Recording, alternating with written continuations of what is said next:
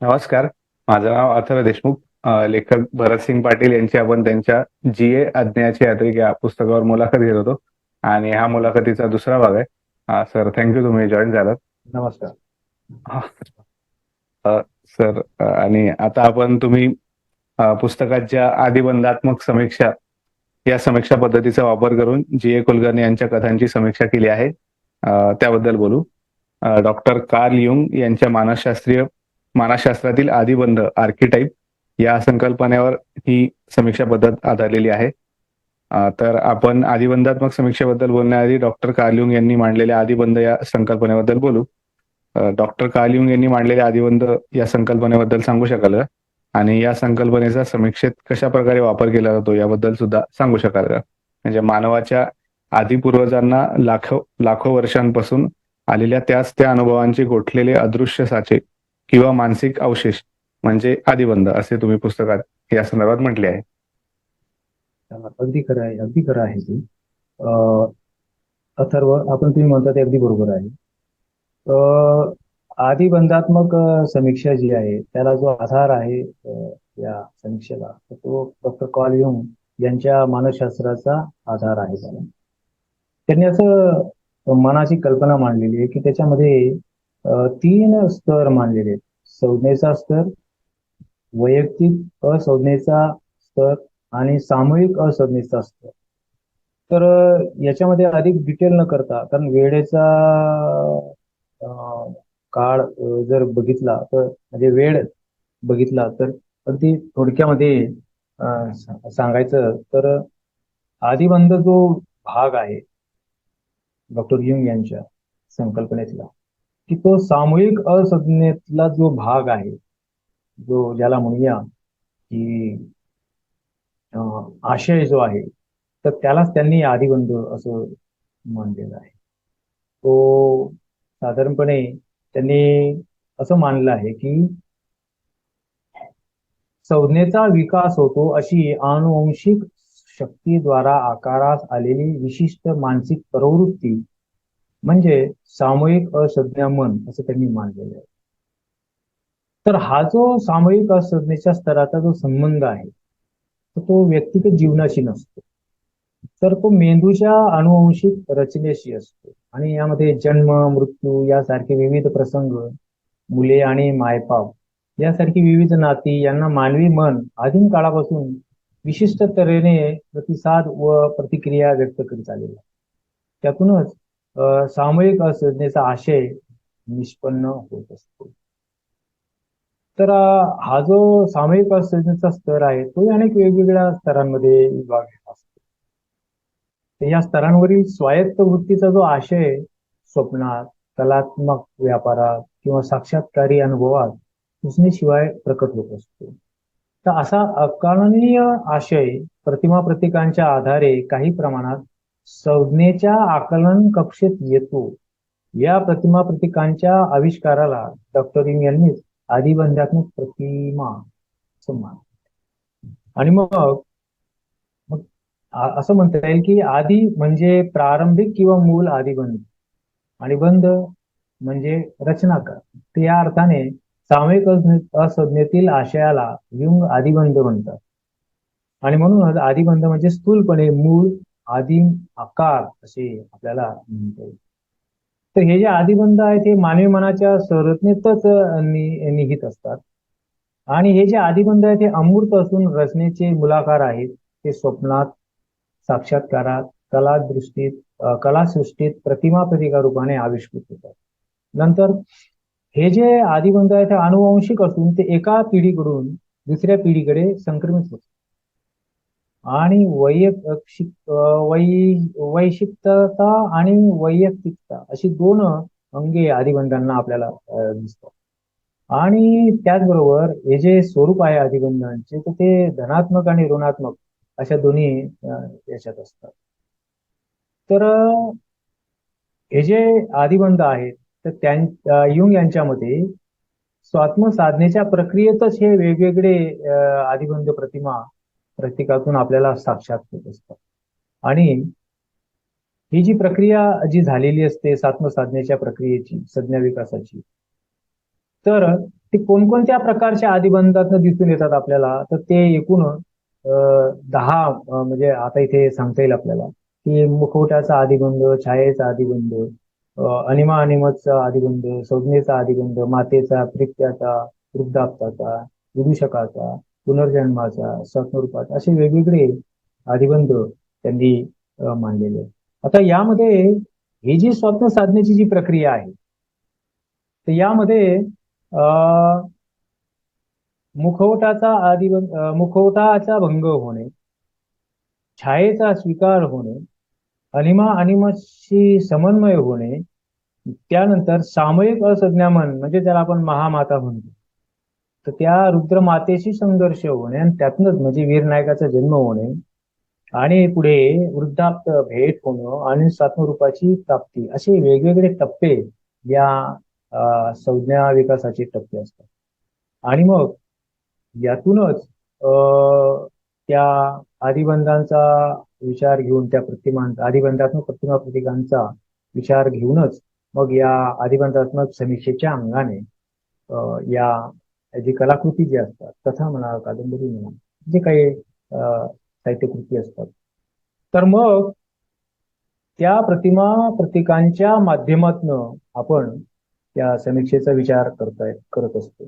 तर हा जो आदिबंधात्मक आकृती जो बंध असतो, तो आपण शोधावा लागतो की तो आहे की नाही आहे, एखाद्या कलाकृतीमध्ये आदिबंधात्मक स्वरूप आहे का नाही आहे.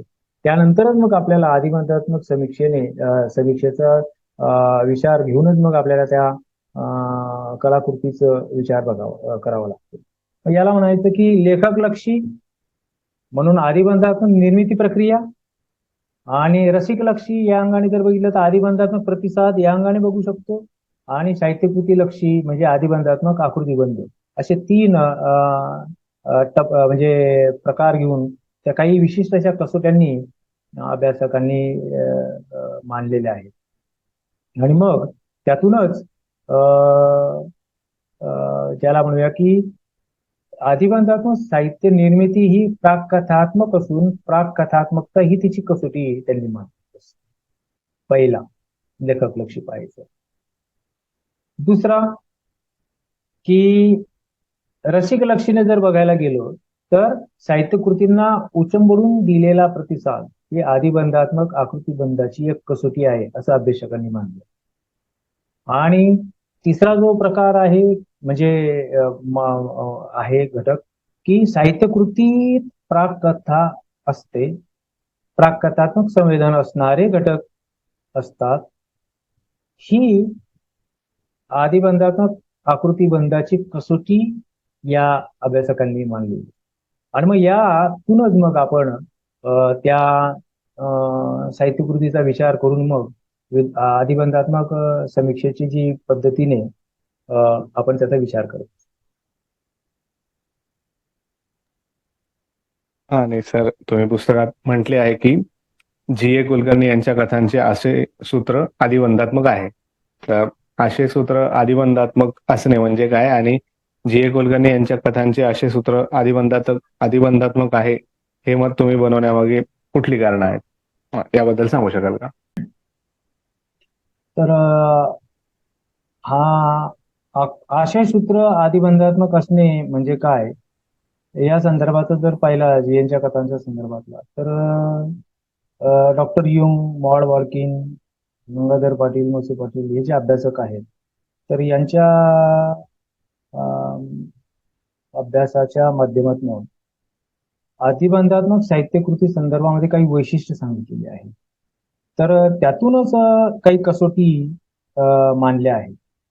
उदाहरणार्थ की साक्षात्कारात्मक अनुभवच प्राककथात्मक प्रतिमा प्रतीकातून आविष्कृत झालेला असतो, हेच ते साहित्यकृती असते, अशी एक इथे मानलेली आहे.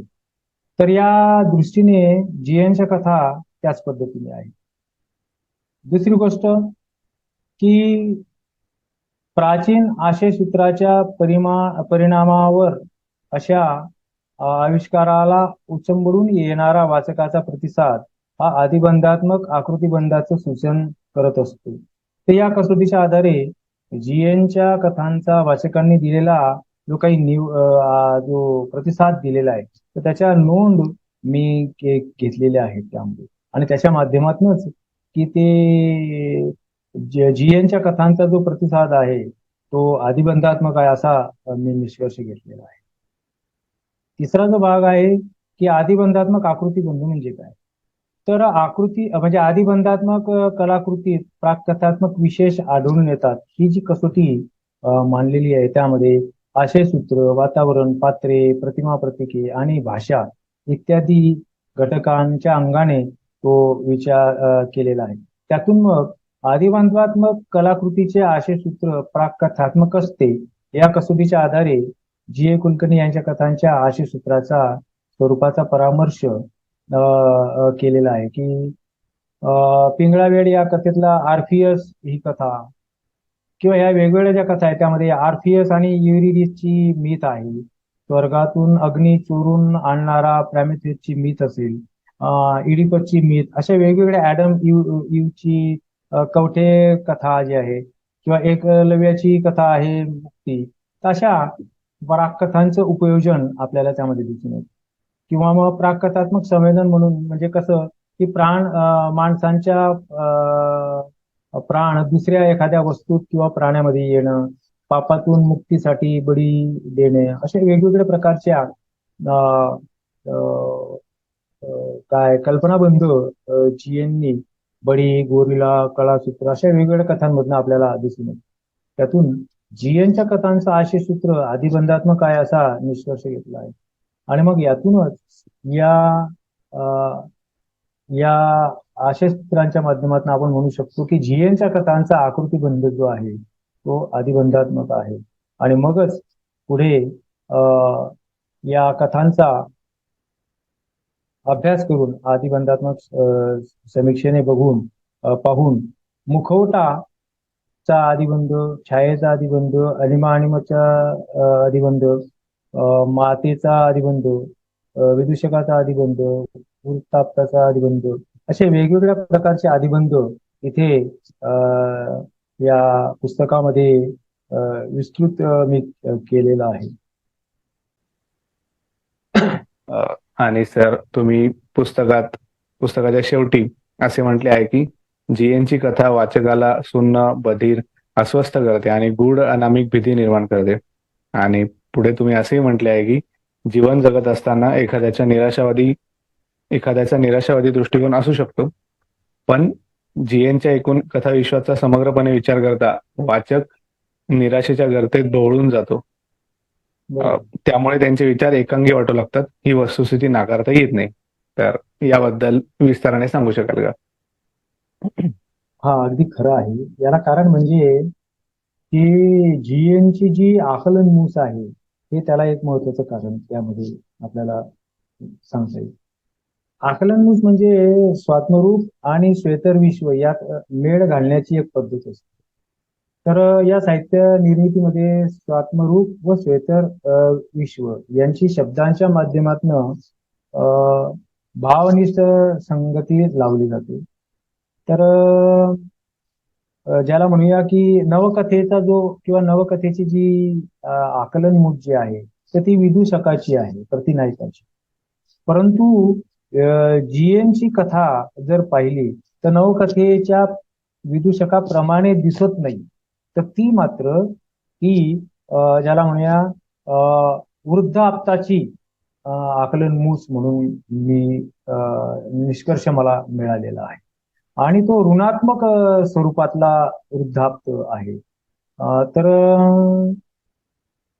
प्रवासी नावाची जी कथा आहे जीएनची त्याच्यामध्ये ही जी बैरागी ही जी प्रतिमा आहे या आकलनमुशीची प्रमुख प्रतिमा मला ती वाटते. आणि म्हणूनच या आकलनमुशीमध्ये आधुनिक जाणीव व अभिजात जाणीव यांचा संकर या आकलनमूसमध्ये इथे आपल्याला जाणवतो.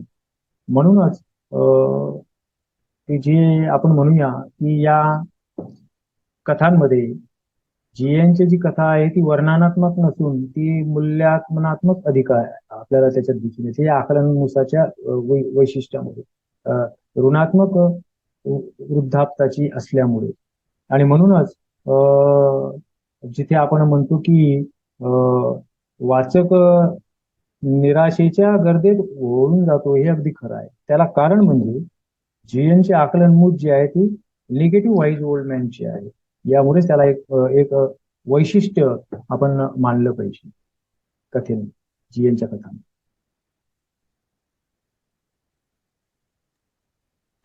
आणि सर तुम्ही जी ए कुलकर्णी यांच्या साहित्याचा खूप खोलात जाऊन अभ्यास केला आहे हे पुस्तक वाचताना कळतेच.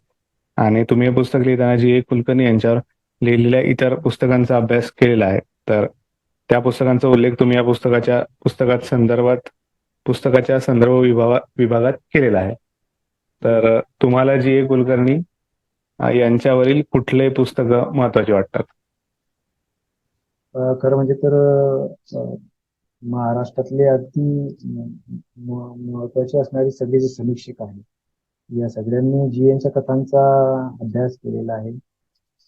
पण मला त्यामध्ये ढोई देशपांडे आणि राघव जाधव यांची जी पुस्तकं जी आहेत तर ती मला फार विशेष आवडतात आणि महत्वाची मला वाटलेली आहे.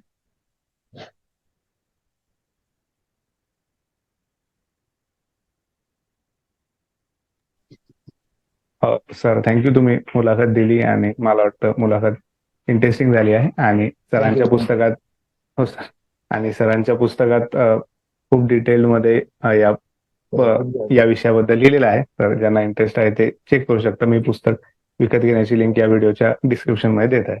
Thank you sir. थँक्यू. थँक्यू.